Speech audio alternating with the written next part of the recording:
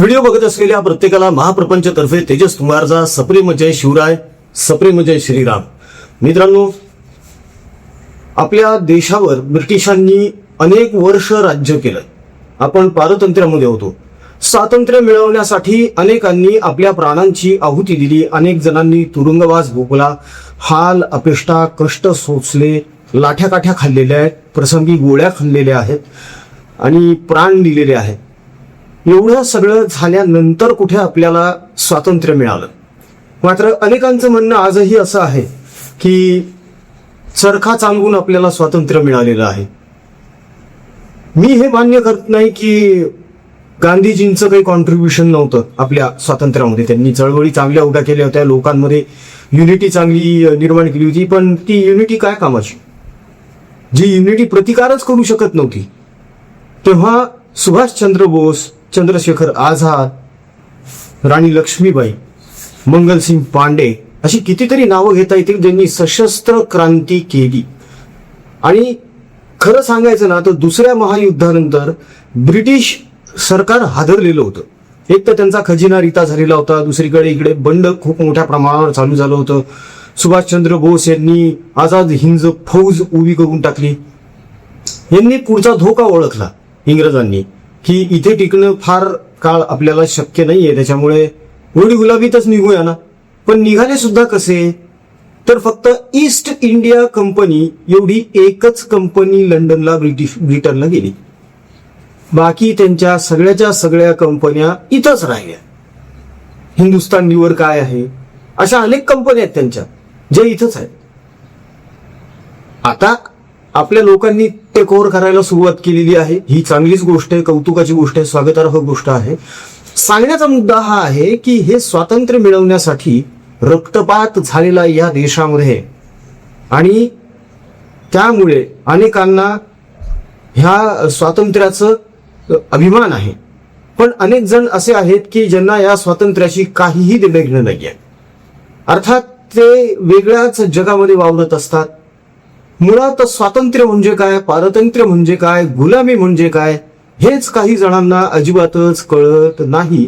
आणि असाच एक न कळणारा व्यक्ती, आता यांना व्यक्ती म्हणावं का तर नको, जाऊ द्या, झाकण झुल्यास म्हणून यांना, यांचं तेच नाव योग्य आहे. तर या झाकण झुल्यांचं म्हणणं आहे की देश परत एकदा गुलाम झालेला आहे. बघा शब्द काय वापरलाय, याची पोलखोल आपण करूयाच की नेमकं हिंचं असं का म्हणणं आहे. तत्पूर्वी एक छोटीशी विनंती आहे मित्रांनो. आपण गेल्या काही दिवसांपासून सातत्याने अन्नदान करत आहोत, वस्त्रदान करत आहोत, गोमातेची सेवा करत आहोत, वृक्षारोपण करत आहोत, विद्यार्थ्यांची, शेतकऱ्यांची सेवा करत आहोत. तेव्हा हे सर्व काही आपल्या परिवाराच्या माध्यमातून चालू आहे. परिवाराला जे लोक सहकार्य करतात, योगदान देतात, त्या माध्यमातून सुरू आहे. आता इथून पुढे आपल्याला मोठा टप्पा गाठायचा आहे. महाराष्ट्रभर आपल्याला आपले हे उपक्रम राबवायचे आहे. आणि त्यासाठी एक आवाहन आहे की या सत्कर्मामध्ये आपल्या इच्छेनुसार, मर्जीनुसार आपल्याला जे योगदान देता येऊ शकतं, दिल्या गेलेल्या जीपे, फोनपे क्रमांकावर अवश्य. आणि हा त्याचा ट्रान्झॅक्शनची ही जी स्क्रीनशॉट तो व्हॉट्सअपवर टाका परिवाराच्या, म्हणजे त्याची रितसर पावती बनवता येईल.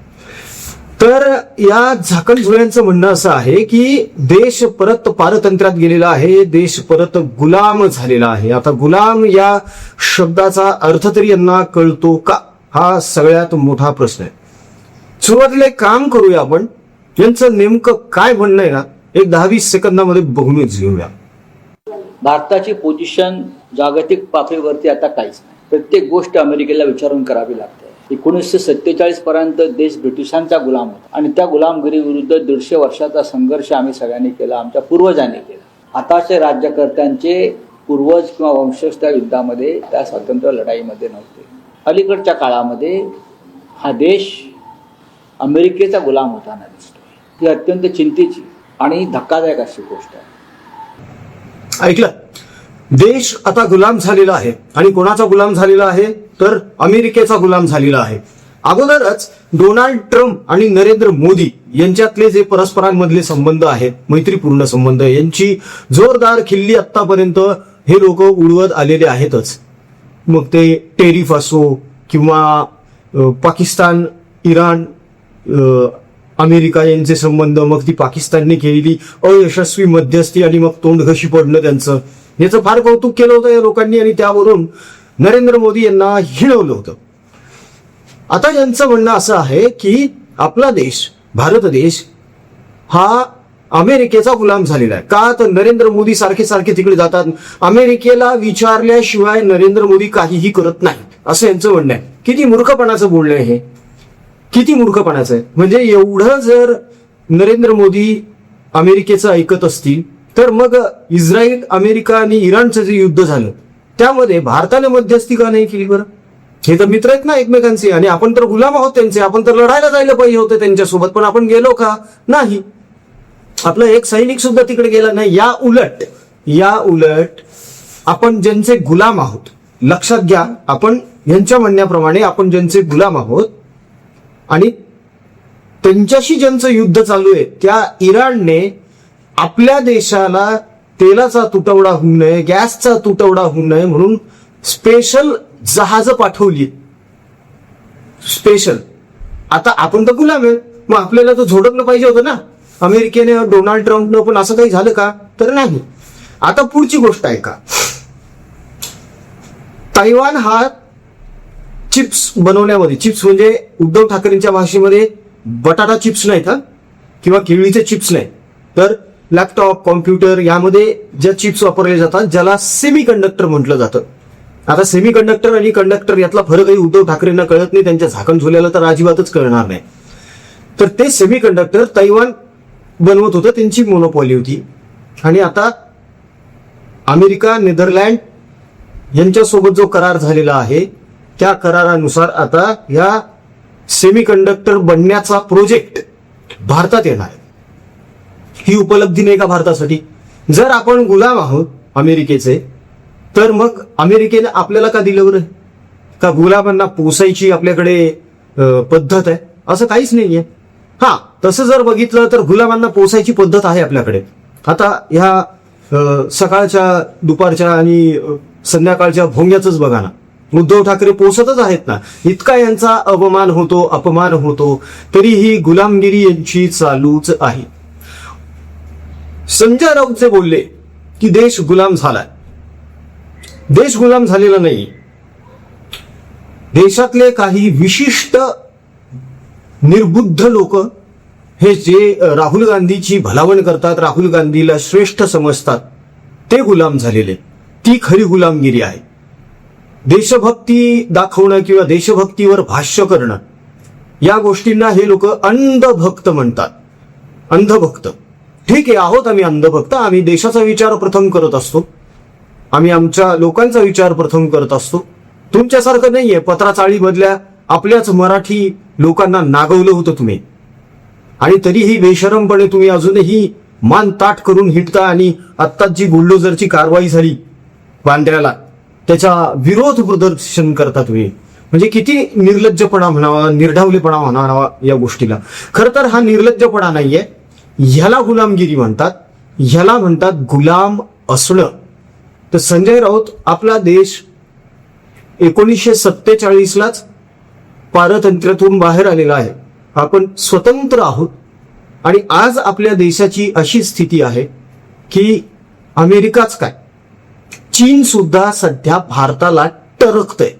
त्याचं कारण असं आहे की भारतानं जे विज्ञानामध्ये प्रगती केली आहे, टेक्नॉलॉजीमध्ये प्रगती केलेली आहे, ती यांना सगळ्यांना खटकायला लागली आणि यांना सुद्धा त्या गोष्टीचा धोका आहे. तर तुम्हाला सांगतो, अग्नि 6 नावाचं जे आपण अण्वस्त्र निर्माण केलेलं आहे आपल्या वैज्ञानिकांनी, आपल्या शास्त्रज्ञांनी, ते 6 ते 8 हजार किलोमीटर लांब जाऊन मारा करू शकतं. चीनला त्याची भीती आहे आता सगळ्यात जास्त. आपल्या सबमरीन्सची भीती आहे चीनला, आपल्या S-400ची सुद्धा भीती आहे. सगळ्यात महत्वाची गोष्ट म्हणजे चीनमध्ये सध्या अत्यंत अस्वस्थता आहे. चीन अस्वस्थ झालेला आहे सध्या. आपल्या देशामध्ये त्यांना जे प्रोजेक्ट्स राबवायचे होते ना, ते आता अजिबातच राबवता येणार नाहीयेत. यासाठी त्यांची खूप मोठी मीटिंग झाली 400-500 जणांची, ज्यांनी इन्व्हेस्टमेंट्स केलेल्या होत्या. त्या सगळ्या इन्व्हेस्टमेंट्स डोनाल्ड ट्रम्प यांच्या एका निर्णयामुळे, नरेंद्र मोदी यांच्यावर दाखवलेल्या विश्वासामुळे धुळीस मिळालेली आहे. याला तुम्ही गुलामगिरी म्हणता का? गुलामगिरी काय असते हे बघायचं तर पाकड्यांकडे बघा ना हो तुम्ही. सारखे सारखे भिका मागतच हिंडत असतात ना ते.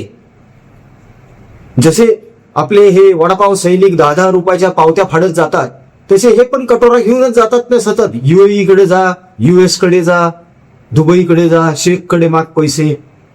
हेच धंदे आहेत त्यांचे सुद्धा. त्याला गुलामगिरी म्हणतात. तुम्ही विचारच करू शकत नाही, तुमची वैचारिक पात्रताच नाही, ह्याला गुलामगिरी म्हणतात. तुम्ही वैचारिक गुलाम आहात संजय राऊत. देश गुलाम झालेला नाहीये. देश गुलाम झालेला आहे असं म्हणून तुम्ही आतापर्यंत या मातृभूमीसाठी, या देशासाठी ज्यांनी रक्ताचं पाणी केलं ना, त्यांचा अवमान करत आहात. हे लक्षात ठेवा तुम्ही. खरं तर आम्हाला हा व्हिडिओ बनवायचाच नव्हता. मला तर विशेष या विषयावर बोलायचंच नव्हतं. पण काय करू, संताप झाला कुठेतरी. आज आपल्याकडे अजित डोभाल सारखे लोक आहेत, ज्यांच्यामुळे आपल्याकडे जे अटॅक्स होतात ना पाकड्यांकडून, ते बंद पडलेत बऱ्यापैकी. हे माहित नाही का राऊतांना? उठ सूट नरेंद्र मोदी यांच्यावर टीका करत सुटायची आणि उद्धव ठाकरे यांची भलावण करायची. अहो, आम्हाला माहिती आहे ठाकरे हे तिन्ही त्रैलोक्यातले, ब्रह्मांडातले श्रेष्ठ व्यक्तिमत्व आहे. बेस्ट सीएम, ब्रह्मांडाचे बेस्ट सीएम, कशाला राज्याचे तरी. तुम्ही त्यांची करा ना गुलामी. पण गुलामी करत असताना आपण आपल्या देशाचीच प्रतारणा करतोय का, याचं पण थोडंसं भान ठेवून वागत चला. बाकी तुमचा हा आचरटपणा कधीच थांबणार नाहीये, हे आता सर्वश्रुत झालेलं आहे, जगाला कळून चुकलेलं आहे. मात्र काही गोष्टी अशा आहेत ज्या बोलल्याशिवाय राहत नाही. मित्रांनो, तुम्हाला सुद्धा असंच वाटतं का? हा भोंगा जे बोलला ते, की आपला देश आता गुलाम झालेला आहे. आणि जर गुलामच झालेला आहे तर मग एवढं बोलण्याचं स्वातंत्र्य काय हो तुम्हाला? एवढं स्वातंत्र्य कसं काय मिळालं? इतकी टरटर करता, एवढी बडबड करता तुम्ही कॅमेरा समोर येऊन रोज दिवसातून 5 वेळा. हे स्वातंत्र्य तुम्हाला कुठून मिळालं? का तुम्ही या देशाचे नागरिक नाही आहात? तुम्ही काय परग्रहावरून आलेले आहात का? तुम्ही म्हणता ना देश गुलाम झालाय म्हणून. स्वातंत्र्य आहे, अभिव्यक्ती स्वातंत्र्य. कोणी उठतं, काहीही बोलतंय, कोणत्याही पातळीला जाऊन भाष्य केलं जात आहे, आणि तुम्ही म्हणता देश गुलाम झालाय म्हणून. कमाल आहे तुमच्या बुद्धीची. खरं तर बुद्धी नाहीच आहे, बुद्धी नाहीच आहे, हीच कमाल आहे. मित्रांनो, देश गुलाम झालेला नाही, उलट देश विकासाकडे, प्रगतीकडे झपाट्याने धावतोय. चालत नाहीये, धावतोय. मान्य आहे की आता जे युद्ध परिस्थिती जी निर्माण झालेली आहे त्याचा फटका जगाला सगळ्यातच बसलेला आहे. फक्त आपल्याला थोडा उशिरा बसतोय आता. तेही आपल्या परराष्ट्र धोरणामुळे. सरकार आपलं स्ट्रॉंग आहे वर म्हणून, त्यांची नीती चांगली आहे म्हणून, त्यांनी संबंध जगामध्ये चांगले प्रस्थापित केलेत म्हणून. आणि गुलामी तुम्ही जी करता भोंगाराव, तुम्ही जी गुलामी करता पवारांची, त्या पवारांनीच काल परवा नरेंद्र मोदींचं कौतुक केलंय, इतर राष्ट्रांशी संबंध चांगले प्रस्थापित केलेत म्हणून. एकदा जरा त्यांना हा प्रश्न करा की का हो खरंच आपला देश गुलाम झाला आहे का? आणि बघा ते उत्तर देतात का त्यांच्या गुलामाला. कारण तुम्ही तर स्पष्टच सांगितलेलं आहे ना की मी बाळासाहेबांचा शिष्य आणि पवारांचा चेला आहे. खायची मातोश्रीची भाकरी आणि करायची पवारांची चाकरी, ही तुमची नीती आहे. तेव्हा गुलाम कोण आहे हे एकदा आरशात स्वतःला बघा. कदाचित तो आरसा सुद्धा तडकेल तो आरसा सुद्धा. असं हरकत नाही मित्रांनो. या एकंदर परिस्थितीवर तुमचं काय मत आहे हे जाणून घ्यायला मला निश्चितच आवडेल. तेव्हा कमेंट्स करायला सुरुवात करा. तुमच्या कमेंट्सचा आदरच आहे, तेव्हा जास्तीत जास्त प्रमाणात कमेंट्स करा. जाता जाता परत एकदा विनंती आहे, आपण सातत्याने अन्नदान, वस्त्रदान, विद्यादान आणि शेतकऱ्यांची सेवा, कर्करोगग्रस्त रुग्णांची सेवा, त्यांच्या हालाकीच्या परिस्थितीतल्या नातेवाईकांची भोजनाची सेवा करत आलेलो आहोत. आता या अधिक महिन्यामध्ये आपल्याला अधिक काम करायचं आहे, अधिक योगदान द्यायचं आहे. तेव्हा विनंती आहे, ज्यांना ज्यांना शक्य आहे त्यांनी आपल्या मर्जीनुसार, इच्छेनुसार दिल्या गेलेल्या जीपे, फोनपे क्रमांकावर निश्चितच योगदान द्या. आणि ट्रान्झॅक्शन झाल्यानंतर त्याचा स्क्रीनशॉट व्हॉट्सअपवर नक्की ठेवा, म्हणजे त्याचा ट्रॅक रेकॉर्ड ठेवून पावती बनवता येईल. तेव्हा मित्रांनो, व्हिडिओ कसा वाटला हे कमेंटमध्ये नक्की कळवा. आवडला असेल तर लाईक करा, सबस्क्राईब करा, चॅनलला शेअर करा. जय हिंद, जय महाराष्ट्र, वंदे मातरम, जय शिवराय, जय शंभूराजे, जय भवानी, जय जगदंब, भारत माता की जय, जय श्रीराम.